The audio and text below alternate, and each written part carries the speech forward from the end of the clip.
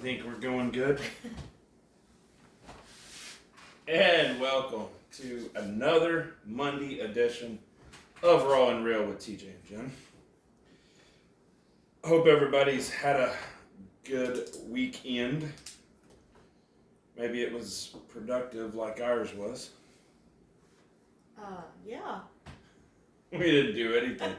We were lazy and enjoyed every minute of it. Yes. Spent some family time and was getting everything in order, I think, for this coming week. It's got a lot going on in preparation, not only for the holidays, but for ministry stuff coming up and different things. Had some meetings and different stuff like that, so.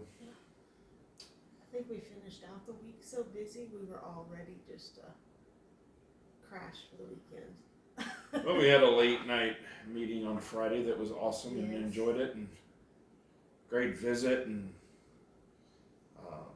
something we hadn't done in a while is meet somebody other than our immediate family for anything, but it was good. It was productive.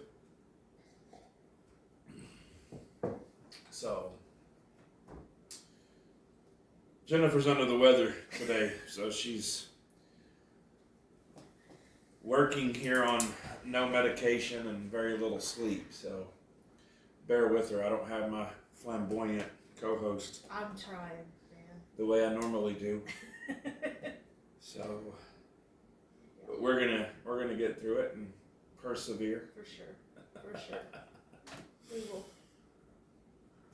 It'll work. It'll work. I don't know. I guess the weather change has everybody messed up. Yeah, we've had several in the house that are not feeling up to par, so to speak, and change some plans and directions and stuff like that we had. But I think that was another reason it was nice this weekend to just rest and relax. And I thought it'll be out of our system. But today's been the worst of it so far. man, you know they always say the second day of everything's the worst, and as far as injuries go, I used to believe it because, like when I rodeoed, you know, the next day, the next morning wasn't so bad, but the second day after was always the worst. It's when the soreness really had a chance to set in and everything else. And it was always the worst for me. Same with post-op patients. Day 2 and day 3 are like absolute misery. Like they're the worst days ever. Yeah. So maybe that's what this is. Day 3 misery. I don't know. But wow. life does go on. It does. It has to. It's not going to stop just because of us. I promise you. No. But any announcements? Oh man. No. No? Yeah, I mean, I can't think of any. I was just double checking and making sure we weren't missing something somewhere, so. I have a lot of stuff I want to say, but like nothing's finalized, so I don't want to be that person. Well, most of it is finalized. There's a few things that aren't certain, but you know what I mean? Yeah. So, I mean, if you want to get that off your chest, go for it. Like, it's not going to hurt my feelings.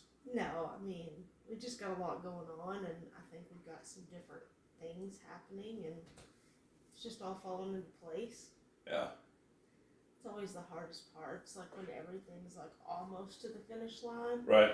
but you're not quite at that finish line, and you're like kind of that standstill, like you're just in the waiting, so to speak. Yeah. That's the hardest part for me. It's the hardest part for me too, because I get to feeling, I don't know if you're like me, but I get to feeling like, you know, maybe like God isn't moving, or he's not acting in our behalf, or like he's just not involved in our life at the moment. Is he hearing me? Yeah, you know, and I think that is the hardest time for any of us, is that in-between phase where we're not certain on what to do next because we haven't been given any new marching orders. Right. You know, we haven't been, it's like you tell your kids, we'll go to the store when they get to the store and they don't have a clue what they're supposed to get. Right. That kind of thing. And I think we all go through that at some point or another in our life. I think we all feel like maybe he's just not hearing us or whatever. Yeah. But in all actuality, that time is very crucial. That time is very important in our walk and in this phase of life, no matter where we are in our walk. Yeah. Because, the Bible talks about from glory to glory. So it is a process. And I tend to visualize it as like stairs with a doorway. Mm-hmm.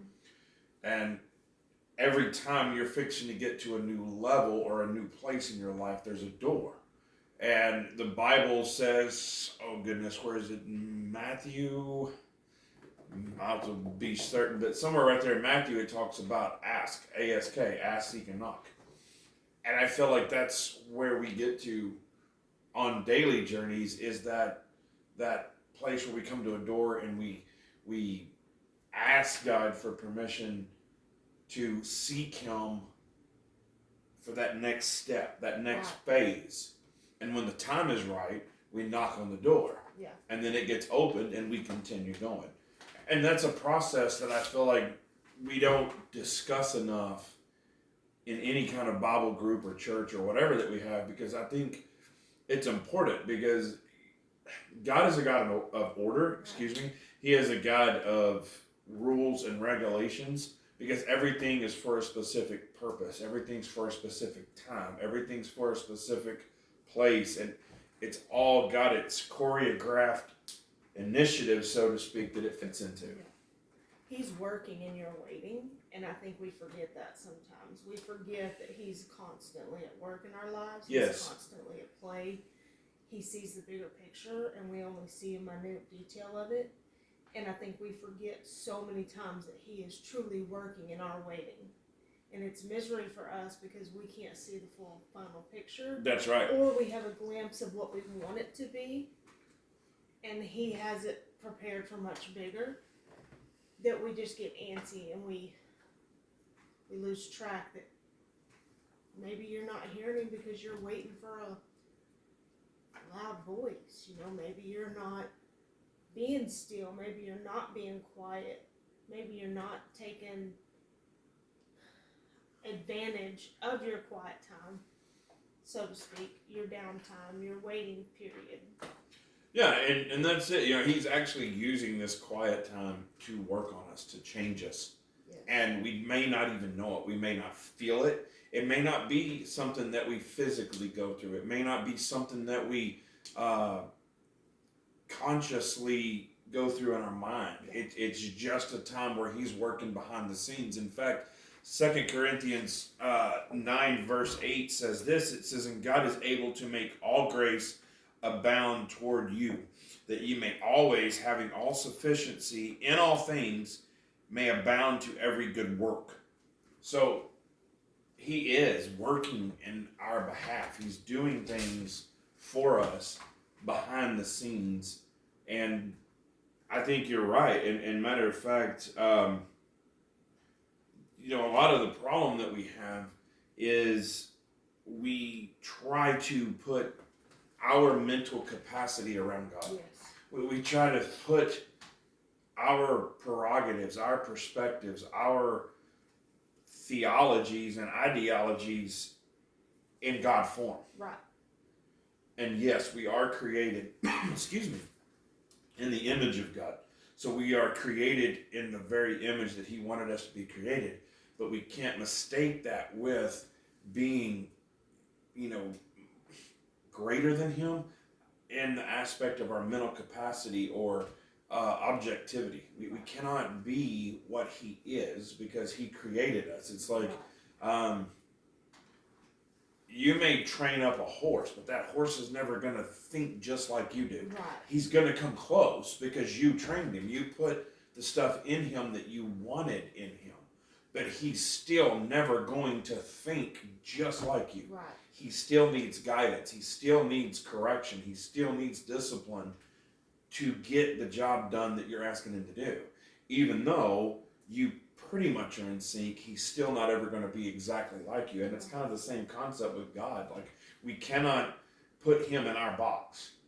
We have to learn how to fit Him in that aspect of things. In fact, Mark 8:36, because what happens when it doesn't, I think we get frustrated with God. Oh, so much. I think we get frustrated with God and we walk away, or we set him aside, or we think, you know what, I can do something better. I can be something better. I can do this more accurately than what's going on. Or maybe it's completely the opposite. Maybe it's you get tired and frustrated. You're thinking, this is useless. Like I gave up what I wanted to follow him for this. And I think we've all been there. I think we've all been frustrated with God. I think we have all been to that point in our life at some point or another where we thought we got lied to, or felt like we got manipulated or let down. Right. And I love what Mark 8:36 says, because in a way it's what I use to kind of help keep me on track, because it's very important that we don't forget that there is a bigger picture. And this is Jesus talking, by the way. In Mark 8:36, he says, "For what shall it profit a man if he shall gain the whole world and lose his own soul?" And I mean, I use that a lot for myself, because I'm like, how many times have I given up on God? How many times have I gotten mad at God? How many times have I failed at this time, this crucial time in our life? Yeah. More than I want to really keep track of, to be honest with you, because I'm guilty of it. I'm human. And that's the problem to me, or in my opinion, with our theologies and ideas, is there's, we have a brain, but that also means that we have emotions, and we have feelings and things of that nature that interfere with pure, wholesome judgment. Right. And how can we not be biased to some degree when our feelings are on the line? I mean, could any of us, for example, consciously make the decision to sacrifice our own child? You know what I mean? There's too many, even though that sacrifice means the whole rest of the world gets saved. But we can't do it as humans, because we have emotional attachment. We have feelings for that child that we naturally, as parents, would rather put ourselves in harm's way than our children. Yeah. But yet it's the very thing that God did in order to save us. Right. He made an unbiased decision to sacrifice his son to give the rest of the world eternity. And that's the kind of level that I'm talking about. And that's the kind of level that Jesus was dealing with when this was recorded in Mark's version of the gospel. He's literally saying, like, all those things that you think you want and you think you need are not going to get you anywhere. Right. It's truly believing in me and seeking me and following me to where you're going to reach the maximum and full potential that you have, even in those quiet downtimes. Yeah. And I think that so many times when we get off track, we think we can do it better, we think we can do it faster. Yeah. Like we talked about multiple times, we live in a microwave generation. We want everything now. And I'm really bad about, he gives me a vision, he gives me an idea, and I'm like, okay, I'm ready. But it wasn't for now. It was, maybe for 5 years down the road. Exactly. And I'm not always prepared or willing to wait for that to happen. I'm like, okay. Or I've been on the other side of that too, where he's given me a vision for now, and I wasn't on board with it. I was like, that's not for me. I'm not doing that. I'm nothing about that. You know what I mean? And so I wait and wait and wait, and then when I finally am on board, I still have to wait because I missed that opportunity, so to speak. Absolutely. So it's like, there's never a happy medium as far as that goes. It's either like, okay, I'm on board, let's go, or I'm not doing that. Crazy. Well, I think why that is, though, if you truly put it in perspective, God is not a middle of the road God. He is not a common ground kind of leader. happy median, so to speak, is not him. Because he even says in Revelation, it's better to be hot or cold than lukewarm. Because lukewarm, I'll spit you out of my mouth. Wow. You have to be either for him or against him. You can't be riding the fence. Oh, yeah. And so, with that being said, when we fall into that, we find ourselves, in that waiting period, and his grace and his mercy is sufficient, and he is waiting on us because he is graceful and merciful to let us make mistakes and bad decisions. So we find ourselves there waiting, but he is still working in our behalf, even though we may not be lined up with him, even though we may not be on track or on the same page or in that same, I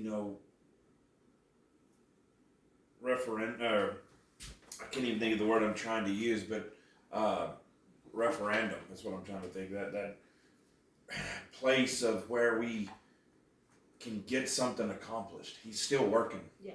And he's waiting on us to get in line or completely decide to fall away. Yeah. He is not a dictator. He is not a Genghis Khan type of person that I think we get to the mind frame of sometimes, where if we mess up, he's going to strike us down or punish us. Yeah. The times that he did punish in the Bible was after multiple times of him trying to reach out to those people, multiple times of him trying to, draw those people back to him, and they continued repetitively to refuse. Hence the whole parable when the servant comes to Jesus and says, if somebody offends us, how many times do we give them a chance? 7 times? And Jesus answered him and said, no, 70 times 7. The fact wasn't the actual number, it was just a continuance. It was like, you've got to continue to extend that grace and mercy. And that's exactly how God is. He is waiting on us to make the right decisions, to get on board no matter how long it takes.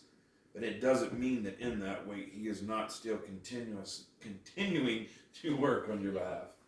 Well, I think so many times we think of God like our earthly father. I don't see how you can. Yeah. They had to discipline us. Right. We have to discipline as a parent. Yes. And so I think so many times we struggle with God because it's like, I told you twice. Right. Your mom's told you twice. Now I'm going to bust your bottom. Yep. Or now you've got consequences, and I feel like a lot, or most of my spiritual life has been like that. I'm like, oh my goodness, I fell asleep and didn't pray last night. Oh, I said I was going to do this and I didn't do it. And you start beating yourself up, and he's not worried about it. He just wants you to come back. He's not standing there, are you ready for your punishment? Are you ready for your consequences? Because when you were little, you couldn't just run away. You had to face your dad the next day. Absolutely. And it's the same thing, and I think we get caught up in that very often. Well, we do. And it's a lot of it, I believe, from my personal perspective, comes from how we were taught. I remember in Sunday school at denominational type facilities, it's almost taught that way. And I am just going to go out here and go on a limb, but a lot of times in these facilities, these churches, these whatever you want to call them, people are in roles that they're not called to be in. They're volunteers. People rely on volunteers. At least that's the way it was where I grew up. Yes. The problem with that is not the fact that those people are wrong in volunteering, because they're trying. But there is a huge, huge difference if that volunteer isn't studying up themselves. We talk about it all the time on here, and I went past it. I do that a lot.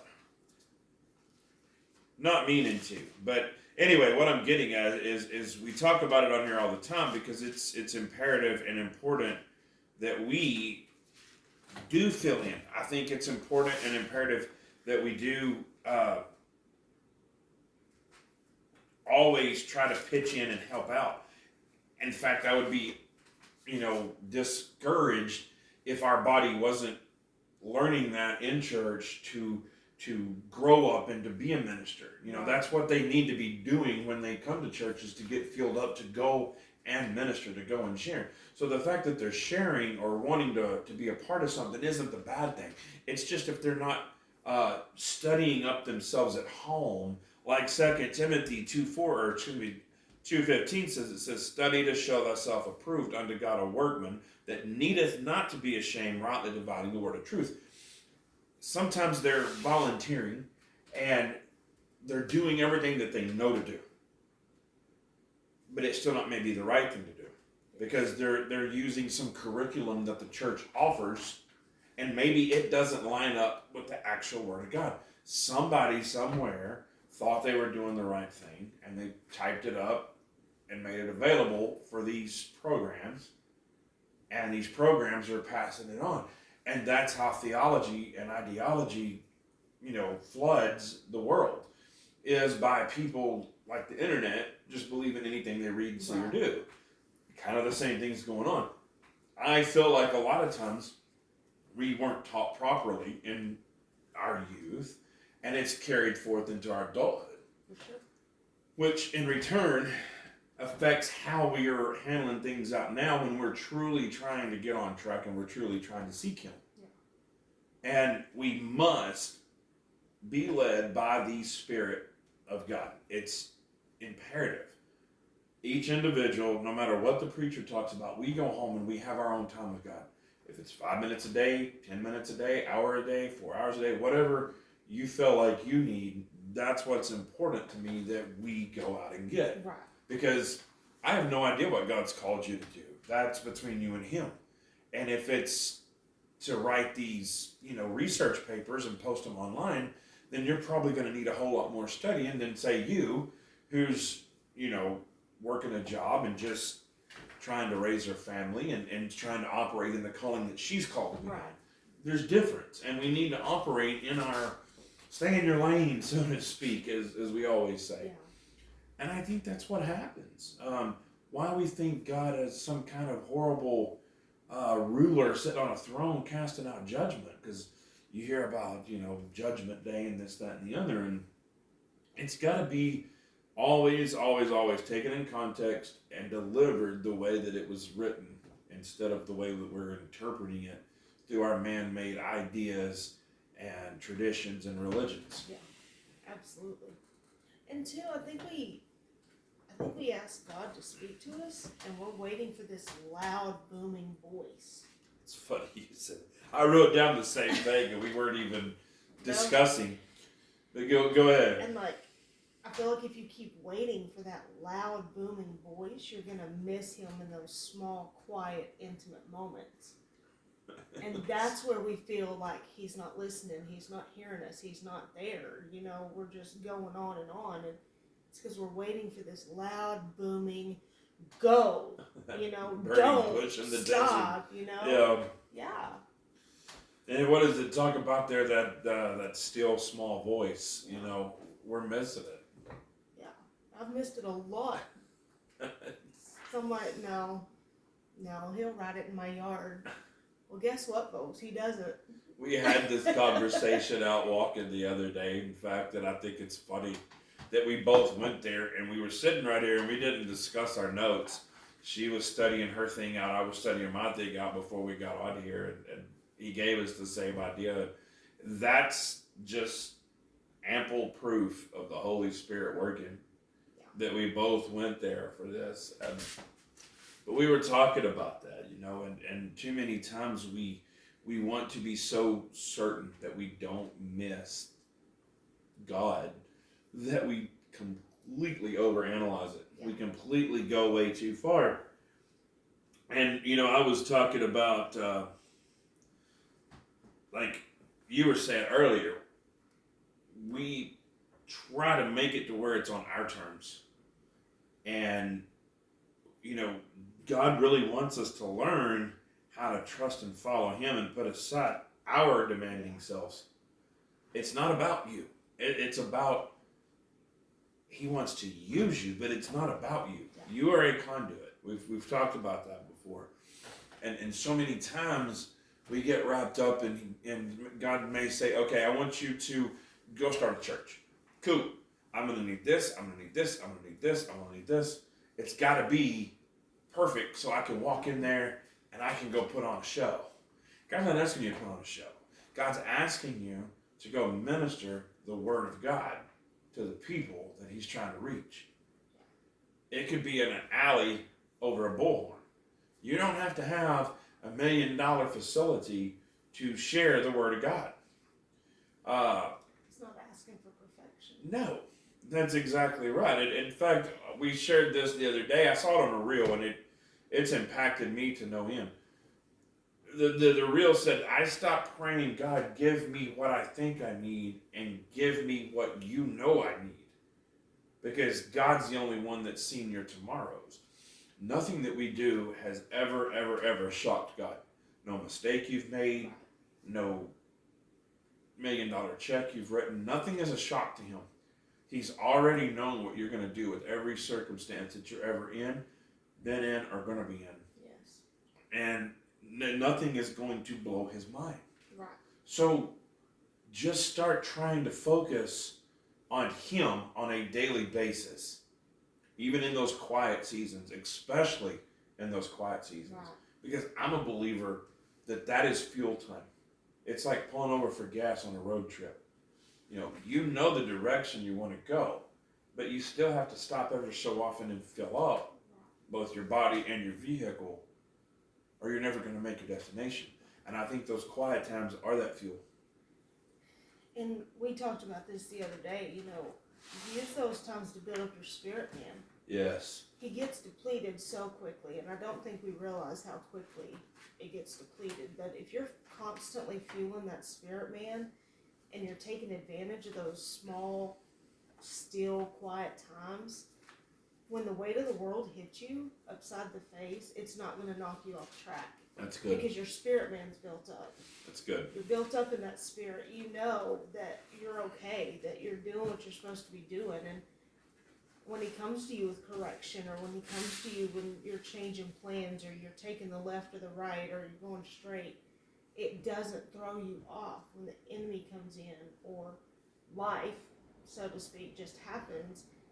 It doesn't throw you off. So build up that spirit, man. It's not just a downtime to rest. Your body needs physical rest too, and me and you are both very, very guilty of not knowing when to rest. Oh yeah. It's probably why we're sick right now. We will not stop going. You don't stop because it's like, no, I don't know better. You did. We know better. We're so determined. But it's like, your body better. Yeah. You're like, oh, I can push some more. Yeah. Like, I'm to the brick wall now, and like, I can't push anymore. No, I know. And so, keeping that spirit man built up is crucial into every aspect of you moving forward. Right. Well, you nailed it again, 2 Timothy. When we study, when we fuel up and build up that spirit man, like he says, we can rightly divide the word of truth. What he's saying to me, in other words, is you'll know when you come to a debacle or a dilemma or a situation, you'll know what is the word of truth, God, and you'll know what is the enemy. And it will not be so hard to figure out. Another way Paul put it was over in chapter 10 of the second letter, and we've shared this just the other day, but chapter 10, it says, verse 3, it says, for though we walk in the flesh, we do not work to the flesh. For the weapons of our warfare are not carnal, but mighty through God to the pulling down of strongholds, casting down imaginations and every high thing that exalts itself against the knowledge of God, and bringing into captivity every thought to the obedience of Christ. That's exactly what he's saying. Whenever we have a thought, we have to take it and compare it. Does it line up? Does it not line up? Right. It's that simple. And we don't know if it doesn't line up if we're never in our word, if we never take that time to get quiet. We're so busy nowadays in this whole universe. This whole universe is, like you said, the microwave generation. It's the newer, faster cell phones. These companies can't get them out quick enough. They're competing against each other. And all they're competing about is a handful of things. But everything is bigger, faster, better. That's all it boils down to. And who has the better camera, the faster internet, the most to offer? Bigger, faster, better. That's all it boils down to. We are going to destroy ourselves because we will not slow down. Were the people in the times that Jesus walked the planet any less alive than we are today? No.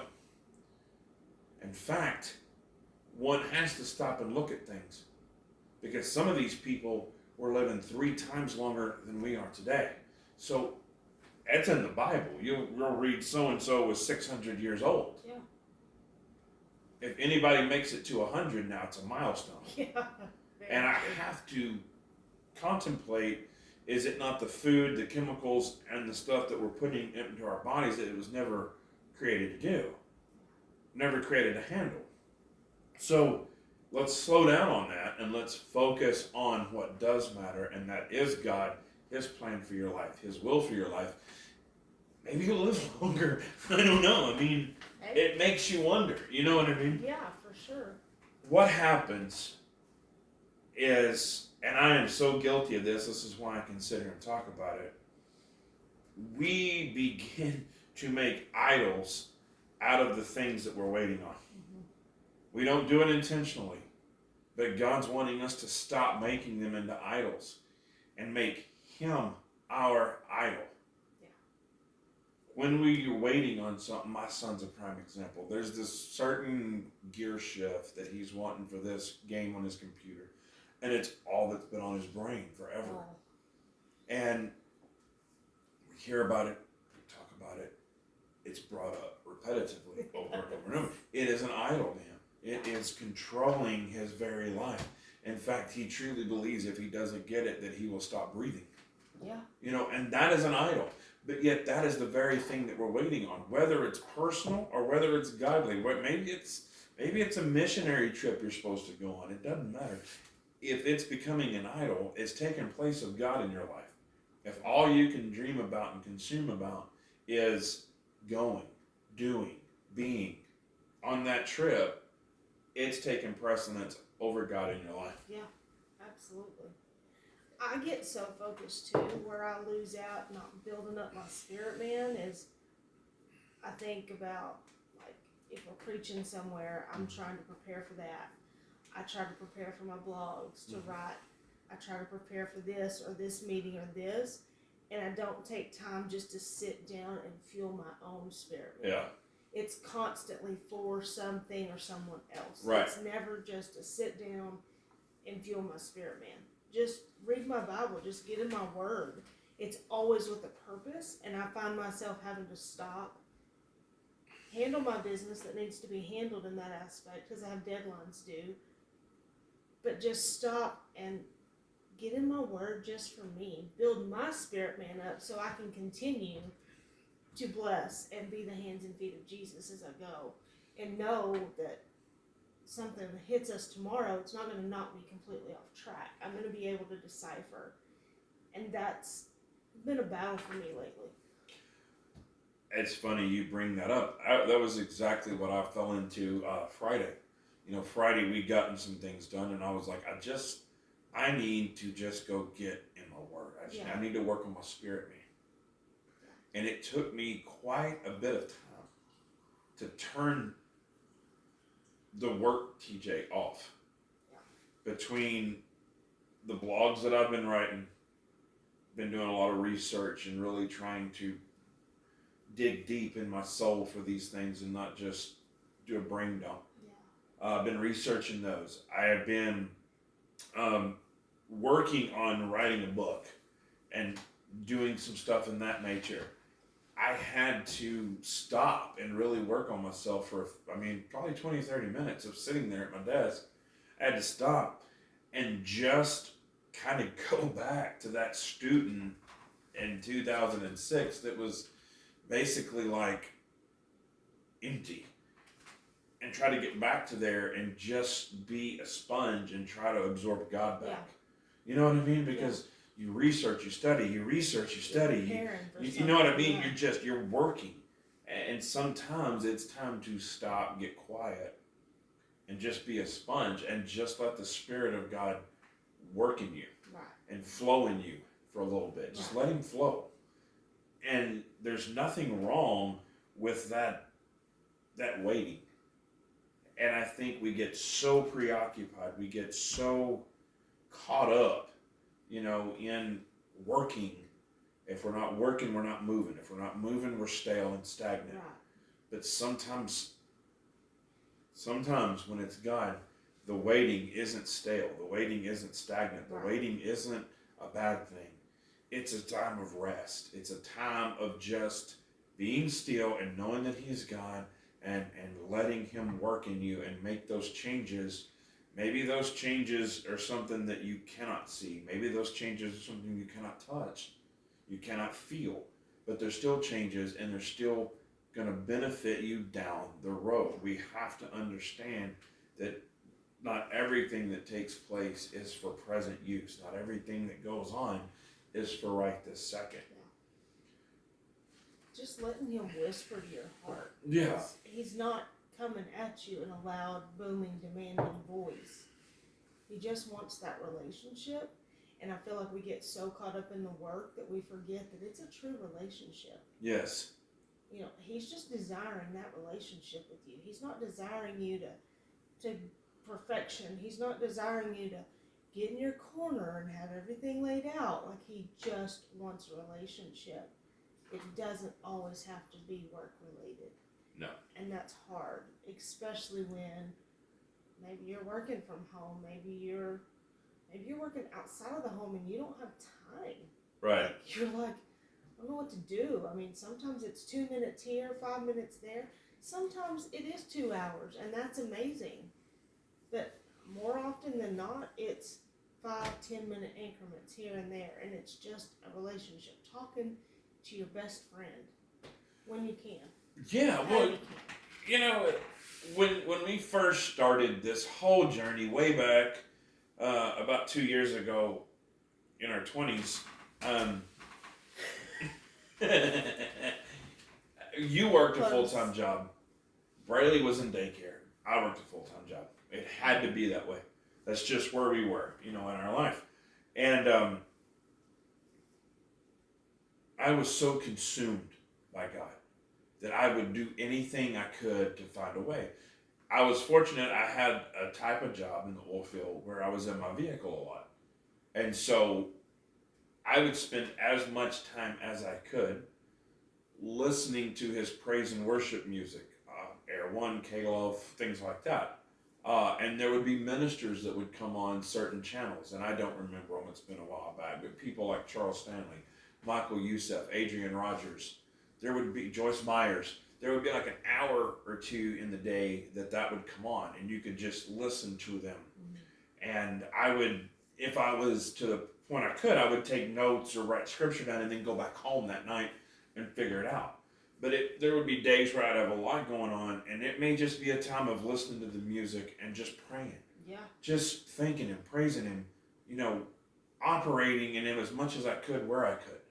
And maybe it was overkill, but it was what I felt that I needed to stay on track and stay away from my vices that would lead me to drinking or the things that brought problems in my life. I was looking for any way I could possibly improve myself, make myself better.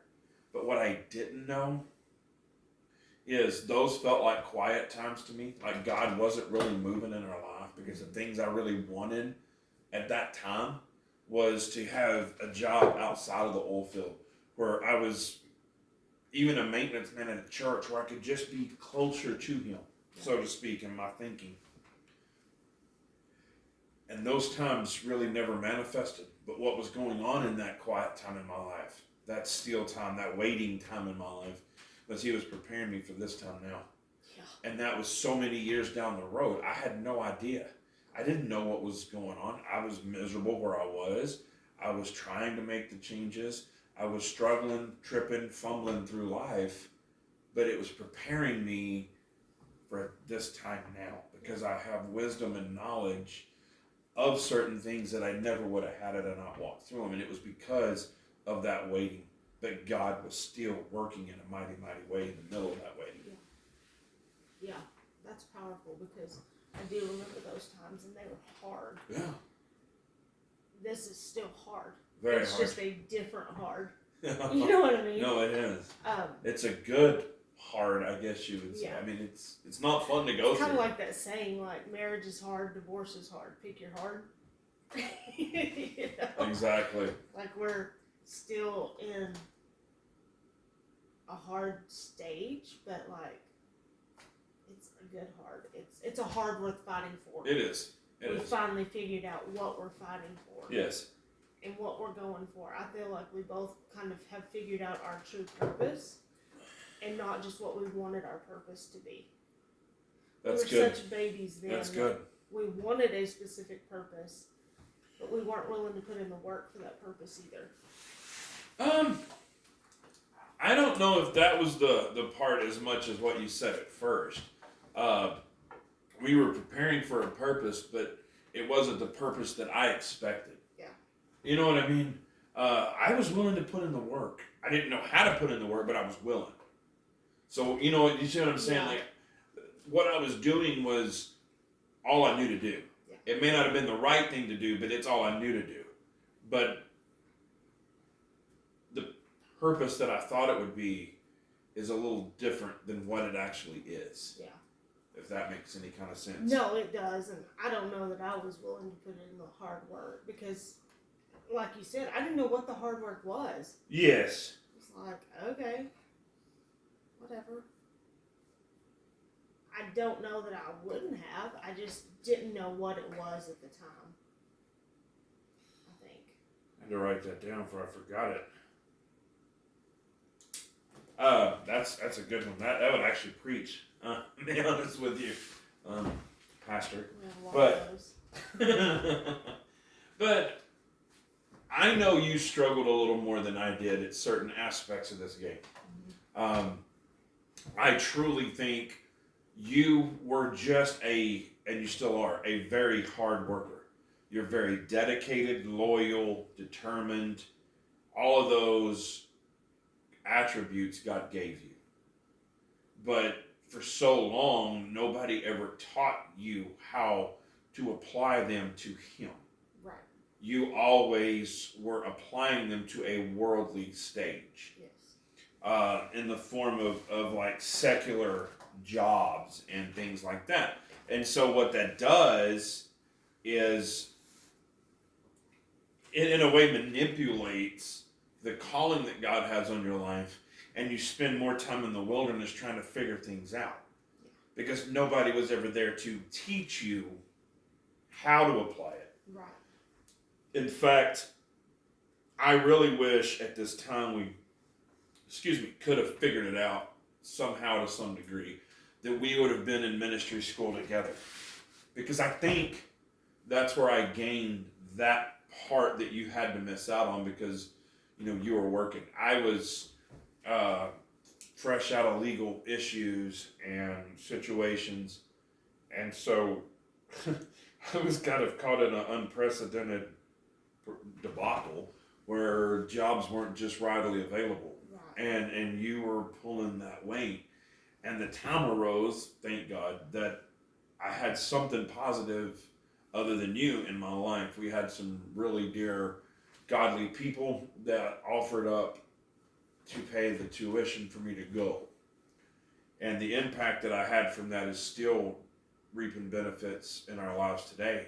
And I wish that we could have had that opportunity for you then, because I think you would have learned how to apply it instead of having to go this course. But nevertheless, I think a lot of good has come out of your waiting to get to this point here. Because there's knowledge that you have now that you would have never had a silver spoon been placed in your mouth. Sure. And that's where we have to be okay in the waiting. That's where we have to be understanding that the waiting sometime, even though it's the hardest part. Tom Petty. You hadn't heard that song. Have you ever heard it? But the wait is the hardest part. That's If I had, probably not yeah. the words I heard. I won't even run that rabbit. That's for another time. That's for another time. But it is. The wait is the hardest part, no matter what we're going through. Because we just, by human nature, we want it now. We want a kid. He wants his candy now. He doesn't want to wait till after he eats dinner. He wants it now. It's not fun after dinner. It's fun now. Yeah. And that's how we get. And we forget that this time brings so much more to the table than gratification. Yeah. But we cannot wait. It's hard for our generation to wrap their brain around waiting to have sex until they get married. They want to do it now. Self-gratification is a very hard one to get by because we want it now. We're not willing to wait. And if you do it now, you get to post it to social media first. I guess, yeah. And so that's, that's where we're at now. It's like, got to do this for the social media platform, and you got to look a part, and you got to be a part. Yes. When you're not even doing the work, it's just a box on social media, but you haven't done anything. You haven't had to be resilient. You haven't had to wait some things out. You're just out there, and I'm guilty of that, like throwing stuff out there before it's happened, and then like, yeah, and then it completely being derailed, and it didn't go that direction at all, and so now you're just a liar. Yeah, you have to eat crow. Basically, yeah. And I that's am the not world's worst. I'm truly born in the wrong generation. You're gonna have to, love me through it. I don't like social media. Do I use it? Yes. I use it as a platform to share the ministry to the best of my ability. And I would use it more, and I will use it more when that time opens that door and that prerogative is there. But as far as everything else, I can't stand the very root of what it stands for. The way everything goes down, and everybody's like so addicted to their device that they can't even look up and see the world around them. I hate that concept. We are truly missing out on everything around us and killing ourselves at the same time, because everything that is sufficient is on that phone or that tablet or that computer. Can't live in the moment. We cannot live in the moment. It's all about, oh my God, I got to post this and then I got to post that, and I'm not friends with them no more because they didn't like this post I just posted. Why didn't they like that? Like, this is where we become. And then it becomes a number game. It's numbers, it's cancel culture, it's everything in the world. We can get on there and just hammer as much as we want, and it's ruining us. It's ruining everything around us, in my opinion. So I'm born in the wrong generation, because the whole topic came up the other day because you've been off social media. You have been completely off of it. And I know we're running a rabbit, but anyway, something was said and you said, I wished I'd have known about it. And I said, that's probably my fault, because you kind of left me to run everything. And I'm not a scroller. I'm not one that's going to sit on there and mindlessly scroll for an hour to see what's going on in everybody's life. It's not that I don't love you. I just don't care. It's none of my business. I can love you without having to know what you ate for breakfast or what you're fixing to go do. You know what I mean? So with that being said, I guess you kind of have gotten back on a few platforms to make sure I don't miss anything imperative. But yeah, but they're going off today. She's already. I'm already over it. I'm already done with it. I'm already frustrated with it. So the whole deal is she doesn't have the ability to turn it off, and I do. Yeah. She cares and she's concerned and oh my God, and then I'm like, I'm sorry, whatever. It's just I don't care. I got other things to do. Yeah. I'm just born in the wrong generation. I was not needed to be in this generation of social media. Maybe you were. Maybe that's your platform. That's my platform. Teach all the rest of us to not care. Okay, but you better take notes. And I think that's how we work together too. You were talking about, you went to school and I didn't. And Yeah. I didn't learn all that, but like, I've kind of gotten the street smarts because I've had to deal with some things on the streets, and like you got the book smarts. Yeah, I'll agree to and the that. Street smarts, and you've had a lot of that too. But I'll agree to that. I mean, my street smarts is probably different because I have a few things in my arsenal that most people don't, sure, and that's fine. and we all do. Yeah, we all have do. that. You really do. I'm not being something special here, but no, I mean that is true. I mean, we all have that. We all abound in our own differences, and if we'll take charge of those and embrace those, I think we would all be a lot better off further down the road. We wouldn't have as many failures, setbacks, and heartaches. But I'm not the one that needs to, take you away from your learning experience. Yeah. Excuse and me. it's taken me a long time too because I had to go the hard road. Mm-hmm. I went the long way around, and like I don't want anybody else to have to feel that. I don't want anybody else to have that hardship or to have that burden. And I do try to take it away from them. And you're right, it's not my job to not allow them to go through something they need to go through. And that's hard to sit back and watch because you're like, oh, I've been there. Please don't do that. Well, that was one of the Please things that I learned, I think, the most in my classes through probation was it's not my place to stop somebody from experiencing something. And it's one of those things you didn't really think much about at the time, but now it comes back into full fruition, and you're like, oh, okay, I kind of, it's stuff. I get it now. Like those lessons your dad taught that went in one ear and out the other, and then all of a sudden, you're in your 30s and it hits you in the face. You're like, wow, one of those deals. So, yeah. He wasn't an idiot Yeah. after all. So, but anyway, well, this has been a fun discussion. It's been a valued one, I think.